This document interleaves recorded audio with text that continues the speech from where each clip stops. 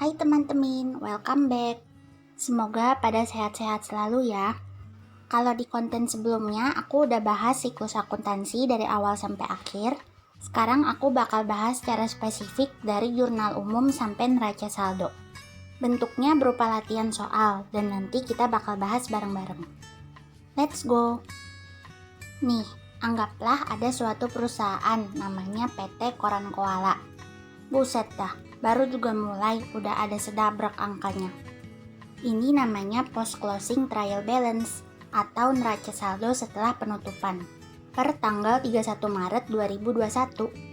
Nih, kalau teman-teman lihat, semua akunnya berupa permanent account. Jadinya nggak ada tuh akun dividen, revenue, sama expense. Post closing trial balance ini akan jadi neraca saldo awal periode untuk bulan April 2021. Next, kita dikasih tahu transaksi-transaksi yang terjadi di bulan April 2021.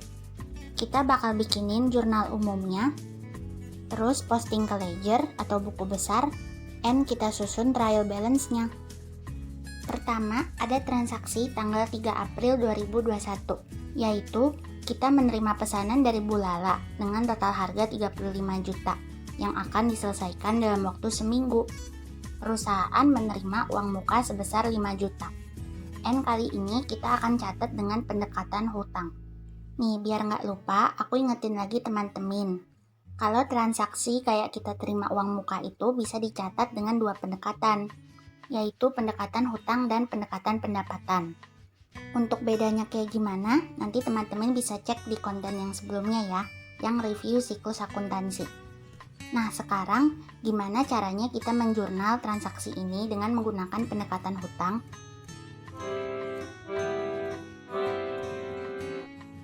Jadi jurnalnya kita bakal debit ke akun cash dan kita kredit ke akun unearned service revenue sebesar 5 juta. Unearned revenue ini bisa juga kita artiin sebagai pendapatan diterima di muka. And dia termasuk bagian dari liabilities atau hutang. Tapi bukan hutang dalam bentuk uang, melainkan hutang dalam bentuk jasa. Simpelnya, kita udah dapat duit duluan, padahal kita belum kerjain apa-apa. Kita masih punya utang jasa untuk menyelesaikan order tersebut. Next, ke transaksi tanggal 5 April. Perusahaan ada membayar bunga pinjaman kepada bank. Jurnalnya juga gampang banget. Jadi tinggal kita debit ke akun interest payable and kita kredit ke akun cash sebesar 750.000. Nah, ini angkanya dapat dari mana sih? Sebenarnya ini tinggal ambil angka yang dari neraca saldo awal periode tadi, di mana kita punya saldo interest payable sebesar 750.000. Tapi kalaupun nggak dikasih tahu, kita sebenarnya bisa hitung sendiri. Caranya, kita kaliin tingkat bunga per tahun, dalam contoh soal ini 9%, kali 1/12, karena hanya untuk periode 1 bulan aja, terus dikaliin sama nilai utang banknya atau bank loan-nya, sebesar 100 juta. Terus, yang tingkat bunga 9% ini kita tahu dari mana sih? Di soal kan cuma dibilang perusahaan membayar bunga pinjaman kepada bank. Nah, ini bisa kita lihat di neraca saldo awal periode lagi. Di akun bank loan, sebelahnya ada tulisan 9% PA atau per annual. Atau dengan kata lain, bunga pinjamannya itu 9% per tahun. And mungkin ada teman-teman yang mikir, kenapa akun yang kita pakai itu interest payable, bukan interest expense? Jawaban simpelnya, karena yang ada di neraca saldo awal periode, itu kan akun interest payable. Kalau kita flashback lagi ke belakang, di tanggal 31 Maret 2021, kita kan bikin jurnal penyesuaian untuk bunga berjalan. Interest expense di debit pada interest payable di kredit sebesar 750.000. Nah, akun interest expense kan termasuk temporary account. Jadi udah kita tutup di closing entries atau jurnal penutup. Yang kebawa ke periode berikutnya adalah akun interest payable. That's why akun interest payable muncul di neraca saldo setelah penutupan atau post closing trial balance. And pas utang bunganya dibayar, maka interest payable-nya kita taruh di sisi debit. Sekarang kita ke transaksi tanggal 7 April. Ini terkait dengan deferred expense atau beban dibayar di muka. Perusahaan membayar 1 juta untuk 10 kali penayangan iklan. Nah, iklannya itu terbit sebulan sekali setiap tanggal 15 and akan dimulai di bulan April. Transaksi ini dicatat menggunakan pendekatan beban. Sebagai tambahan, alternatif lain untuk pencatatannya juga bisa menggunakan pendekatan aset. Buat lebih detailnya bedanya kayak gimana, teman-teman bisa lihat konten aku yang terkait review siklus akuntansi ya. Balik lagi ke transaksi ini, gimana kita bikin jurnalnya?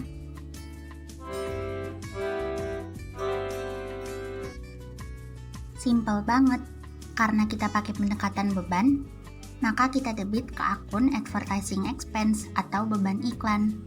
Terus kita kredit ke akun kas deh, sebesar 1 juta.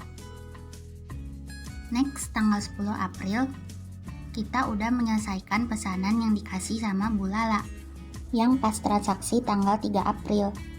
Bu Lala kasih kita wesel untuk jangka waktu 30 hari dengan tingkat bunganya 3% per tahun. Jurnalnya kayak gimana? Kita bahas dari sisi kredit duluan. Ada akun service revenue. Prinsipnya, kalau kita udah menyelesaikan kewajiban kita, dalam hal ini nyelesain order dari customer, maka kita udah boleh mengakui sebagai pendapatan. Angkanya sebesar 35 juta, sesuai sama nilai order yang kita terima tanggal 3 April. Di sisi debit, ada akun unearned service revenue. Angkanya sebesar 5 juta, sesuai sama uang muka yang kita udah terima duluan. Anggapannya, utang jasa kita itu udah lunas, karena kita udah nyelesain ordernya si customer. Terus kita debit juga akun notes receivable atau wesel tagih, karena customernya itu bayar ke kita dalam bentuk wesel. Kalau dia bayarnya tunai, ya kita debit ke akun cash. Jadi tergantung sama metode pembayarannya. Next, tanggal 12 April, kita terima order dari Ibu Cantik dengan total nilai 1,5 juta yang bakal selesai dalam waktu 2 hari. Gimana jurnalnya?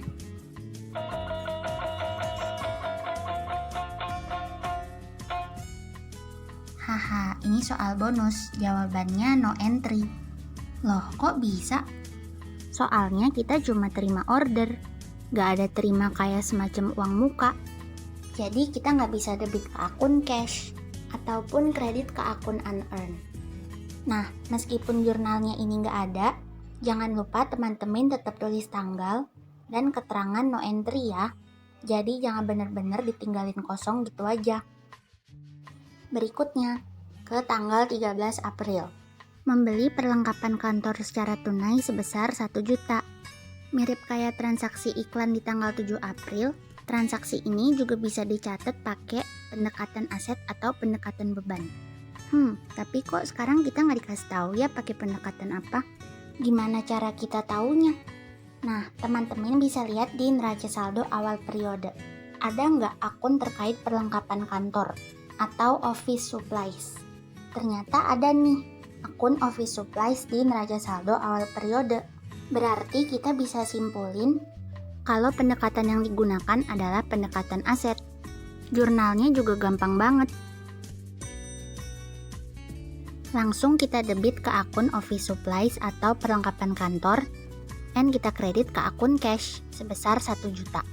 Kalau belinya ngutang, tinggal kita kredit ke akun account payable. Jadi tergantung sama soalnya. Sekarang ke transaksi tanggal 14 April. Perusahaan menyelesaikan order dari Ibu Cantik, tapi Ibu Cantik baru akan bayar besok. Nah, transaksi ini nyambung sama tanggal 12 April tadi, yang kita terima order dari Ibu Cantik dengan total nilai 1.500.000. Jurnal umumnya, account receivable di debit pada service revenue di kredit.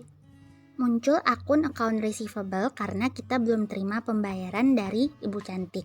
Muncul akun service revenue karena kita sudah menyelesaikan order, sehingga kita bisa mengakui pendapatan. Next, kita ke tanggal 17 April. Bentar deh, kayaknya ada yang kurang. Kalau teman-teman jeli, pas tanggal 14 April itu, kan muncul akun piutang. Dan ada kata-kata kalau Bu Cantik akan membayar keesokan harinya. Jadi jangan sampai teman-teman lupa ya untuk bikin jurnal tanggal 15 April, yaitu jurnal pelunasan piutang. Meskipun nggak ada soalnya, tapi ini bisa jadi jebakan buat lihat kita teliti atau enggak. Kita debat akun cashnya 1.500.000, terus kita hapus deh piutangnya, makanya kita taruh di kredit sebesar 1.500.000 juga. Nah, sekarang baru deh ke tanggal 17 April beneran. Perusahaan terima order dari Bu Lili dengan total harga 100 juta, yang membutuhkan waktu kurang lebih 1 bulan untuk pengerjaannya. Perusahaan terima uang muka sebesar 15 juta. Untuk latihan soal kali ini, transaksi-transaksi yang terkait dengan penerimaan uang muka bakal kita catat dengan pendekatan hutang. So, jurnal umumnya, cash pada unearned service revenue sebesar 15 juta. Nah, setelah kita selesai bikin jurnal umum, sekarang kita bakal posting ke ledger atau buku besar. Secara umum, kolom-kolom yang ada di buku besar tuh kayak gini. Jadi ada tanggal, description atau keterangan, referensi, debit kredit, sama balance-nya. Yang kolom description itu nggak harus kayak gini. Di sini kan aku cuma tulis beginning balance, terus posting. Maksudnya posting dari jurnal umum. Tapi boleh juga kalau misalnya teman-teman mau tulis tanggal 1 saldo awal, tanggal 2 penjualan tunai, tanggal 3 pembelian perlengkapan, dan seterusnya. Jadi kayak kegiatan transaksinya, itu apa-apa aja. Terus yang di debit sama kredit, itu tergantung sama jurnal umumnya. Apakah akun itu ada di sisi debit atau kredit? Terus buat yang kolom balance, kita cuma isi di salah satu kolom aja, yaitu kolom saldo normal akun bersangkutan. Kalau saldo normalnya di debit, maka kita isi balance-nya di kolom debit semua. Kalau di kredit, maka kita isi di kredit semua. Untuk latihan soal kali ini, aku cuma jelasin buku besar buat 3 akun aja ya. Soalnya kalau buat semua akun takutnya kelamaan. Terus teman-teman keburu bosen deh. Hehehe. Contoh pertama, buku besar buat akun kas. Jangan lupa kita masukin dulu saldo awalnya akun kas, yaitu 250 juta. Angkanya dari neraca saldo awal periode. Langsung kita masukin ke balance yang bagian debit, karena kan saldo normalnya akun kas itu di debit. Baru kita posting dari jurnal umum yang ada akun kasnya. Misalnya tanggal 3 April, kan kita ada terima uang muka sebesar 5 juta. Berarti kita isi kolom debitnya 5 juta, and jangan lupa di-update balance-nya, jadi 255 juta. Terus tanggal 5, kita kan ada bayar bunga. Kita taruh di kredit sebesar 750.000. Kita update lagi balance-nya, sekarang berkurang menjadi 254.250. Dan begitu seterusnya. Contoh kedua, buku besar untuk akun unearned service revenue atau pendapatan diterima di muka. Karena akun unearned saldo normalnya di kredit, maka di bagian saldo atau balance-nya kita bakal isi dan update angka-angka yang di sisi kredit. Jangan lupa kalau ada saldo awal kita masukin dulu, baru ke postingan yang dari jurnal umum. Tapi karena di neraca saldo awal periode itu nggak ada saldonya unearned, berarti saldo awalnya 0 atau nggak ada. Jadi aku kasih strip di bagian kredit. Contoh ketiga, buku besar untuk akun advertising expense atau beban iklan. Karena saldo awalnya nggak ada, berarti kita cuma masukin dari postingan jurnal umum yang tanggal 7 April, yang ada bayar iklan sebesar 1 juta. Meskipun saldo awal atau beginning balance-nya 0, aku tetap saranin teman-teman buat tulis ya. Dikasih strip aja atau ditulis 0. Baru teman-teman posting dari jurnal. Tapi kalau teman-teman mau lebih yakin, silakan ditanyakan kepada guru atau dosen bersangkutan. Habis posting ke buku besar, sekarang kita bakal susun trial balance atau neraca saldo. Prinsip trial balance yang udah mutlak, yaitu debit harus sama dengan kredit.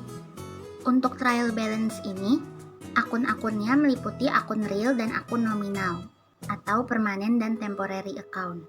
Karena ini buat latihan aja, Trial balance-nya kelihatannya singkat, cuma beberapa akun. Tapi in real life, akun-akunnya jauh lebih banyak. Untuk angka-angkanya, kita ambil dari saldo buku besar yang paling update, atau yang paling bawah. Kayak contoh tadi buku besar akun kas. Saldo paling bawahnya sebesar 268.750.000. Akun unearned sebesar 15 juta, sama advertising expense sebesar 1 juta. Untuk buku besar akun-akun lain, teman-teman bisa coba sendiri ya. Terus nanti di-compare sama angka-angka yang ada di neraca saldo ini. Kalau berdasarkan siklus akuntansinya, itu sesuai sama latihan kita sekarang. Jadi dari saldo awal jika ada, dan dari jurnal umum, kita posting ke buku besar atau ledger. Habis itu kita susun trial balance. Nah, tapi di latihan soal, seringnya itu abis dari jurnal umum langsung disuruh bikin neraca saldo. Jadi buku besarnya nggak perlu dibikin. Nggak sulit kok, kita tinggal tambah kurangin aja saldo awal jika ada, sama jurnal umumnya. Yang penting teman-teman tahu saldo normal dari setiap akun. Dan jangan sampai jurnal umumnya salah, karena kalau salah di atas bakal beruntun sampai ke bawah. Oke teman-teman, jadi kita udah bahas dari jurnal umum sampai ke neraca saldo. Tapi perjalanan kita masih panjang. Kita masih harus bikin yang namanya jurnal penyesuaian. Nah, ini bakal aku lanjutin di konten berikutnya. Thanks teman-teman udah listening dari awal sampai akhir. Semoga video kali ini bermanfaat ya buat kalian semua. Tetap semangat, selalu terapin protokol kesehatan, and God bless.